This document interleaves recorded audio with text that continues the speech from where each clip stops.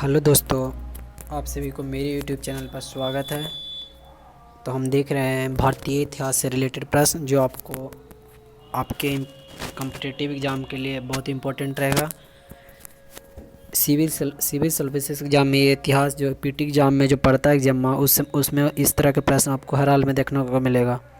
तो अभी आप चैनल पर नए हैं तो चैनल को सब्सक्राइब कर लिए और बेल आइकन को दबा लीजिए ताकि आने वाली वीडियो का नोटिफिकेशन सबसे पहले मिले। तो चलिए शुरू करते हैं। पहला कि विशाख दत्त ने अपने काम में समुद्रगुप्त की मृत्यु के बाद की घटना का वर्णन किया। तो किस बुक में वह विशाख दत्त ने अपने काम में समुद्रगुप्त की मृत्यु के बाद की घटना का वर्णन किया? तो कौन सा बुक है? ऑप्शन दिया हुआ है 4 गो, आपको उसमें से सही ऑप्शन चुनना है। इसका सही आंसर क्या होगा? मुद्रा कसम। ऑप्शन नंबर ए मुद्रा कसम में विशाखापट्टनम ने समुद्रगुप्त की मृत्यु के बाद वर्णन किया है। तो इसका सही आंसर होगा ऑप्शन नंबर ए।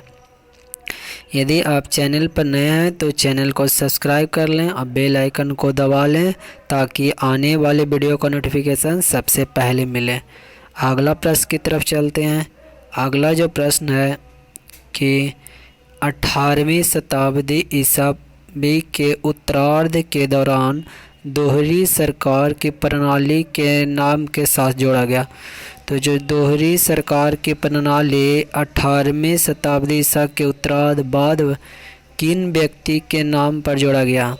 तो इसका आपको सही आंसर बताना है। 4 ऑप्शन दिया हुआ है: Clive, Cornwallis, Warren Hastings, William Bentinck. तो इसका सही आंसर होगा क्लाइव। ऑप्शन नंबर ए, क्या क्लाइव। तो इन्होंने दोहरी सरकार की प्रणाली के साथ नाम जोड़ा। अगले प्रश्न की तरफ चलते हैं। अगला जो हमारा प्रश्न है कि वेदों में वे सभी तथ्य हैं जिनकी व्याख्या की गई है, यह बात किनके द्वारा बोली गई है? ऑप्शन में 4 ऑप्शन दिया हुआ है। पहला ऑप्शन है स्वामी विवेकानंद, स्वामी दयानंद, राजा राम मोहन राय, इनमें से कोई नहीं। तो जो वेदों में वे सभी सत्य हैं इसकी व्याख्या स्वामी दयानंद द्वारा की गई है, यानी ऑप्शन नंबर बी इस प्रश्न का सही आंसर है। अगला प्रश्न की तरफ चलते हम। अगला जो हमारा प्रश्न है, अवधि सामंत 6ठी शताब्दी ईसा से एक जागीरदार अर्थ मूल अर्थ एक खालिस्तान है। तो इसमें बताना है कि अवधि सामंत 6ठी शताब्दी ईसा से एक जागीरदार अर्थ मूल अर्थ एक क्या है? तो इसका सही आंसर आपको बताना दास होगा, खेतिहार होगा, या पड़ोसी हुआ, या परदेसी होगा। तो इसका सही आंसर है पड़ोसी। क्या पड़ोसी? Option number C. अगले प्रश्न की तरफ चलते हम।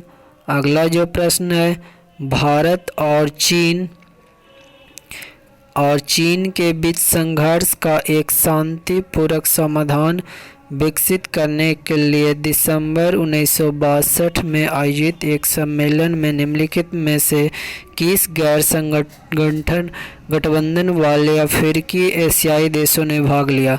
तो यहाँ पर 4 ऑप्शन दिया हुआ, आपको 4 में से सही आंसर निकालना है कि जो भारत और चीन इन दोनों के बीच शांतिपूर्ण वार्ता के लिए जो 1962 में आयोजित एक सम्मेलन में गैर गठबंधन वाले अफ्रीकी देश कौन कौन थे? तो इसका सही आंसर होगा ऊपर के सभी। बर्मा, जिसको अब वर्तमान में म्यांमार बोलते हैं, Cambodia, Indonesia, UAR, Burma, Sri Lanka, Cambodia, Indonesia, Burma, Indonesia, Ghana और श्रीलंका, यानी उपयुक्त ऑप्शन में दिया हुआ यानी सारे सही है।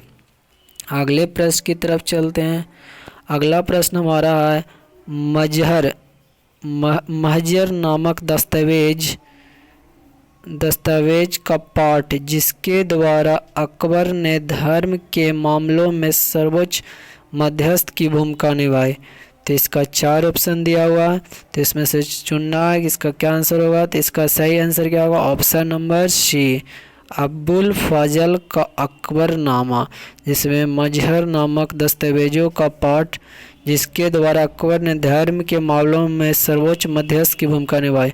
तो किसके द्वारा? अबुल फजल का अकबरनामा के द्वारा। ये बहुत ही इम्पोर्टेंट प्रश्न था। अगला प्रश्न हम चलते हैं। अगला प्रश्न है, तुलसीदास रामचरितमानस के लेखक हैं। तुलसीदास ने क्या लिखा है? रामायण को लिखे थे।